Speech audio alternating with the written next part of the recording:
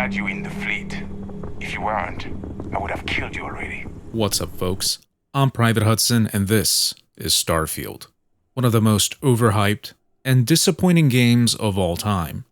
But then again, it is a Bethesda game, and having played most of the titles in the Elder Scrolls series as well as the abomination known as Fallout 3, Bethesda has become synonymous with a couple of things, mainly creating worlds as wide as oceans but as deep as puddles, bugs and performance issues, awful UI, that Bethesda stare where NPCs' eyes are always fixated on you, and a complete lack of basic PC quality of life implementations such as field of view sliders and proper mouse support. Yeah, that's right, this game requires creating a custom .ini file to make the mouse behave properly. Same problem that was in Fallout 4 and Skyrim. Now, Starfield has been out for about 2 months now, and Bethesda is slowly patching the game and implementing some much-needed fixes. Over time, I'm going to assume that they'll fix the majority of the bugs and the performance issues. I've spent most of my time playing the game in September, a little bit in October, before finally quitting it because it's just not fun, it's not a good game. I'm going to cover the performance side of things first because 2 months in, most people that have bought it at launch have probably finished it. Some people have finished it multiple times, in fact. I haven't. I just can't stand it anymore. So here's how the game runs, or should I say ran, out of the box. As you can see, it was less than stellar. The frame rate is in the mid-40s on my RTX 4080. The field of view is narrow, and the somewhat nauseating camera is caused by some sort of mouse acceleration. The game settings here are on Ultra at 1440p, and the frame rate doesn't change when lowering any of the settings. That doesn't make any difference. Here's a screenshot of a .ini file I had to create to alleviate the mouse issues, along with the narrow field of view. As for the frame rate fix, how'd I do that? Well, Bethesda partnered with AMD on this game. As a result, there is no NVIDIA DLSS, but instead we got AMD's vendor-neutral FSR, which it didn't work. That's right. There's no difference in performance with FSR on or off. Brilliant. About a week into the game's launch, there were already 3 mods out there done by the community that injected DLSS into the game. Now, at the time of this review, I think Bethesda has finally patched it in officially. It was sometime this week. I'm recording this on November 10th. They might have patched it maybe yesterday or the day before, but again, this is 2 months after release, after most people have either finished the game or have stopped playing it. It's a bit too late, and I think the only people who will benefit are new customers, or if you're some sort of crazy person and you feel like we're playing the game a few years down the line. The fan mod implementations weren't perfect, I will say that. I had issues with one where my frame rate would drop down to the Bethesda standard of 40 frames for a few seconds after a loading screen. Another one had the screen blink black occasionally. It's not the end of the world, and I decided to live with that. So the footage recorded here, for the most part, uses that mod. And guess what? Even in the worst sections of the game, it still doubled my frame rate to the low 80s. Another thing that Bethesda fixed was the stuttering you'd get when you turn the scanner on or off. The scanner is crucial to the game, as it identifies all the things you can pick up, 95% of which are useless. However, for whatever reason, you cannot pick up money, they're called cred sticks, and you can't open or close doors while the scanner is out. You also can't use any weapon other than your mining laser. So when you're clearing out pirate outposts, you're constantly swapping around, sometimes having the scanner on to find lootable objects or containers, and then off to open lockers. Now you might be thinking, hey, you just said 95% of the loot is garbage, which it is. So why even have the scanner out? Well, it's for that 5% because sometimes you can find books that give you permanent stat increases. And with the scanner off, it's impossible to tell if it's like an actual object you can pick up, or if it's part of the non-interactive environment, or even if it has any value. Because the game, like all of Bethesda's shitty games, fills up areas with all this useless shit, like empty styrofoam cups and rolls of toilet paper. But if you dig deep through it, you might find a little book that increases your carry capacity by like 10 or something like that, something actually useful. As for other lingering problems that might get fixed eventually, well, here's the standard Bethesda NPC bugging out in the middle of a conversation. This is one of my favorites. But my real favorite is the type of quest where you have to follow an NPC. Now it's 2023, guys. It's 2023, and Bethesda is still designing quests like this, where you follow an NPC, but the NPC walks faster than your walking speed, but they move slower than your running speed. Just a reminder, in case you've forgotten, it's 2023. Why the fuck is this still a thing? Why is this still a fucking thing, Bethesda? Why? Oh, and if they bug out, if their pathing breaks, if they stop moving, well, there goes your fucking quest. Thanks, Bethesda.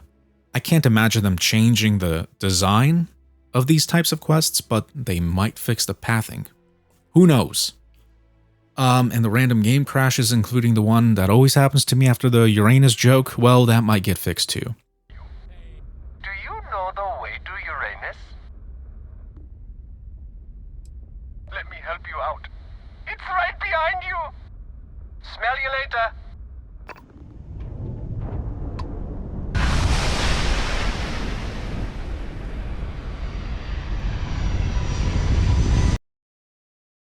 So might the mouse cursor getting stuck on screen. But now let's imagine a hypothetical scenario where it's 6 months from the date of this recording. All the bugs and performance issues are solved. And to be fair, they might be in 6 months from now, even though we all know that Bethesda is a small indie dev. So if you're viewing this in the future, these types of things may no longer be relevant, but I want you to know that the rest of this video is. Because the key thing is that Starfield is just poorly designed. It's just a bad game. So even if it runs at a silky smooth 120 FPS and it no longer crashes and doesn't have any more bugs, it's just a badly designed game like all of Bethesda's games. The plot? It's literally Skyrim in space. You're a no-name miner. You come across some rock during one of your mining missions. It causes you to black out and lose consciousness. Then someone goes, "Hey you, you're finally awake." And you fend off some pirates that are looking for the same space rock, and you're told to go join this space exploring organization called Constellation. Shortly after, you come across the dragon temples where you learn how to Futro Da. I fucking swear, I'm not joking. You learn how to fucking do dragon shouts. And every single temple is the same. You fly around, running into shiny lights, and once you hit enough of them, you unlock a new dragon shout. All the members of Constellation are morally good. Doing anything remotely evil will piss them off, so even from a role-playing aspect, this limits chances of an evil playthrough. Now, in most RPGs, allocating points when you level up is a standard thing to do. Starfield takes things a bit further. If you want to put more points into a skill, you have to do an arbitrary task before you can do that. So, if you put a point into lockpicking, level 1, right? You cannot put a point into lockpicking level 2 until you pick 10 more locks. If you're putting points into piloting level 3, you need to destroy 20 more ships before you can put a point into piloting level 4. Of course, none of these are retroactive, because why would they be? And if you're like me and you have done a whole bunch of space combat missions before realizing, wait a second, the only way I can get a larger ship with more cargo space is by going down the tech tree path, well then you're forced to fly into random locations hoping that some enemies will be generated there for you to blow up. This gets worse when it comes to crafting and makes the science tree largely useless. There's a completely dead skill in that tree, which lowers the number of resources you need when researching something. Well, guess what happens when you're done researching? Well, you know it now. There's no need to research it anymore. The skill becomes useless. Brilliant. Bethesda did their best to pad out the grind as much as possible, There are separate skills for not only unlocking larger ships that are able to store more resources, which of course are needed for crafting and base building, but also separate skills for unlocking different tiers of spaceship weapons and armor and cooking, of all things. Weapon modifications, suit modifications. There might be even more, but I can't recall the rest off the top of my head. Cooking is useless. It's just flat out useless. All the ramen noodles you find heal you for like 5 HP, so doubling that to 10? That's not going to make any difference whatsoever, especially since med packs can be found everywhere. And the modifications to weapons and armor? Well, first of all, because this UI is so fucking good, I can't tell what guns are good, I can't tell what guns are shit. I just equip a random 10 legendary and epic weapons and swap between them when I run out of ammo for one, because I can't tell what what ammo they use unless I go all the way back to my inventory screen, find the weapon I currently have equipped. I can't tell what ammo it uses other than finding it out that way. All these weapons and armor that I already have on, they already have custom modifications. Ones that I haven't even unlocked yet, so I can't craft them. But in order for me to rank up my mods, my mod skills to be able to craft these, I have to craft an arbitrary number of mods. So either I remove the powerful mods from my powerful equipment and make shitty ones just so I can level up the skill, or I have to find some shitty gear that's just going to take up weight and room in my inventory. Waste resources crafting mods for that. That's also assuming I have the necessary resources to begin with, because again, I can't tell what mod requires what resources unless I'm at the specific crafting station for that mod. And there's like 5 different crafting stations for this kind of shit. It's ridiculous. Your starting ship has a pathetic amount of cargo space, and because it's impossible to tell what resources you need for what specifically, you just end up hoarding all of them. Building outposts requires an insane amount of resources, but their only purpose is to generate more resources. The outposts are the most poorly designed aspect of the game. I tried building 3 of them, and every single time I ran out of resources after placing down maybe 1 power generator, 1 resource generator, and a storage container. And to be honest, I don't even remember where the hell these outposts are. And the game doesn't tell me where they are either. It's brilliant. But once I realized that the only thing resources are used for is 1, crafting, and 2, base building, well, outpost building, they're technically called outposts, I realized that in the end it doesn't matter. All the equipment I have uses modifications that are better than I'm capable of crafting, so there's no point in any of this shit. So yeah, whoever designed the outpost and shipbuilding systems, let's just say that person has problems upstairs. Shipbuilding requires you to delete parts from your existing ship to build a new one. That's right, you can't just build a ship from scratch. You can't just go to a shipyard and click on build a ship and like piece together parts. No, that's too fucking simple. You need to have an existing ship in your inventory, delete everything from it, and rebuild it with parts that you want. And the part always spawns in the center of the screen, so if you already have a ship or you have something there, you have to pull it out and hope it attaches to something else. Outpost buildings are placed using the keyboard keys instead of the mouse for God knows what reason. Nothing can be centered or placed in a sensible manner. And again, once I realized how pointless all of this is, I just stopped bothering. Once I got my piloting skill upgraded to Class B, I got the Shield Breaker ship, I think that's called, which was pretty huge, and I enjoyed it. And then through a quest, I got like a Kepler R, which is an even better ship. So there's kind of no point in me wasting my time doing arbitrary tasks to level up skills so that I can access shipyard parts that I don't have access to. Just so I can try to improve these ships or even build my own ship, which again, I'll have to delete every existing part of an existing ship and then start building from scratch a new one. As for other dumb immersion breaking shit that this game is full of, here I open a locked door.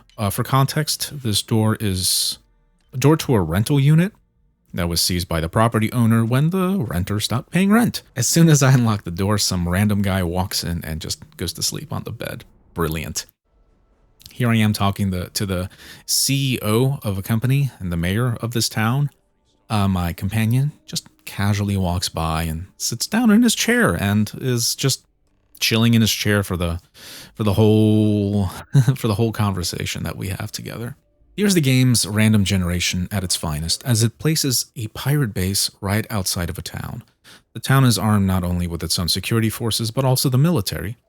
They're 500 meters apart, and they both just ignore each other. Oh, and since I'm a member of both the military and the pirates, I'm friendly with both. I can just walk around pirate bases and loot them without having to fight anyone. While there are, I think, 1,000 planets in the game, according to Todd Howard, there are 5 major locations tops and about 5 additional minor locations. But despite that, your excuse of a quest journal isn't capable of sorting them. Just navigating through this quest log is an absolute nightmare. But I guess it ultimately doesn't matter, as exploration isn't really a thing in this space game with 1,000 planets. You just open up your journal, click on a quest, and press R to fast travel. That's it. Sometimes these quests take me to enemy bases, who are always polite enough to let me land my ship first, before starting a firefight. Other quests have you believe that in this future world, things that we have now, like text messaging, email, or even FaceTime, don't exist, as quest givers use you as a carrier pigeon to fast travel from one location to another, and then back, and then again, and then back and again, to deliver simple communications. People have no financial literacy and will pay you an absurd amount of money for these types of tasks and other simple things like walking around and placing down some shit or flipping switches. Why don't they do this themselves? Oh, they're too busy. Always too fucking busy. But hey, they'll pay you $5,000 for 10 minutes of your time, which is probably more than their yearly salary. Here's some more of the game's random generation at its finest. After finding another Fusro Da temple, about 500 meters from it, I find a human outpost colony because of course I do, and because of course the game spawned it there. Keep in mind these Fusro Da temples have never been discovered by anyone, ever. You and your constellation group are the first people in the universe to ever find these places. But this human outpost looks like it's been there for years. I walk around it and I find someone and they tell me, hey, we were attacked in space, we escaped the battle and we just landed here. We have no supplies and we're really, really thirsty. Can you get us some water? And I'm thinking, you just landed here? You just fucking landed here. You just fucking landed here and you somehow built up this entire outpost? Just now? Like, just fucking now? You have a whole base here? You have living quarters? You have posters up on the fucking wall. You got dirty dishes on the fucking tables. You just fucking landed here. You got beds and shit? You just fucking landed here. Your spaceship is here. And it's got packs and packs and packs and packs and packs of fucking food rations and shit. And you're fucking thirsty? You know what? Fuck you, randomly generated NPC. I'm stealing this ship and I'm gonna go fucking sell it. And that's what I did. And I can go on and on about how many immersion breaking things there are. Like people working on computers that are turned off, or Andresia's head going invisible. The last one I'll mention is this awful quest line between a resort called Paradiso and some prehistoric human ship. This ship left Earth just before the planet was destroyed and has been floating in space for hundreds and hundreds and hundreds of years. It's supposed to be old as hell, but the interior of it looks identical to every other ship in the game. They've come to this planet and they want to establish a colony on it. But the beach resort owners state that the planet is theirs, even though the beach resort has like 5 buildings and 10 people there. It's the size of a city block, probably even smaller. And they refuse to allow this ship to land and live anywhere on the planet. Hilarious. Like, you guys know if you can just, move your ship just a little into any direction, and you can probably just land anywhere on this planet and no one's gonna fucking know. Like, no one's gonna fucking know. The 15 people living on this planet are never gonna fucking find out. Also, the human ship has the last known follower of Judaism on it, Mazel Tov. I'm sure he's going to be in for a surprise once he finds out all the wacky new religions humans have made up to replace his old one. New Atlantis is a huge city on Jemison, but also has slums underneath it. The rest of the planet is perfectly capable of sustaining life and building more settlements, but no, this one single city is the only place where people on the planet live. Same thing with Mars. Entire planet has one human settlement on it. And then there's Aquila. It's this muddy, steampunk, shitty cowboy city on an incredibly hostile planet. They keep getting attacked by some shit called Ashta or whatever the fuck. But instead of setting up a colony on any other planet that's within the same exact solar system that are all full of resources and can sustain human life without having to, do something to the atmosphere. They all have oxygen. They're all livable. They have good weather, oxygen, no fucking environmental issues, no hostile creatures on them. But no, we choose to live in this muddy piece of fucking shit and get attacked every single fucking day. We're tough guys. The only location in this game that justifies just having a single settlement on a planet is Neon, because the planet is an ocean. It's an ocean planet. The city is built on top of the water. The only reason people live there is to get high from the fish they harvest. That's right. The fish gets them high. They create drugs from the fish on the planet. I'm not making this fucking shit up. That's how stupid this fucking whole game is. Oh, that's good. As for the constant use of load screens, they're there to hide the fact that the interior of buildings do not match their external appearance. Windows inside many buildings, including several homes that you can purchase, are blank and don't show the outside world. Everything is partitioned and sectioned off. This does allow planets to have different biomes, unlike No Man's Sky, but other than the landscape and weather looking a little different, there's no variety to the things that will spawn. You'll most likely come across outposts that are all identical to one another, including the placement of enemies and lootable containers. I think I'm done here. Starfield, touted as a 25-year masterpiece in the making, is a joke. Its problems, both technical and conceptual, overshadow any potential whatsoever. 25 years in the making, my ass. The only thing that took 25 years was for Todd Howard's constipation to finally pass and release a shit.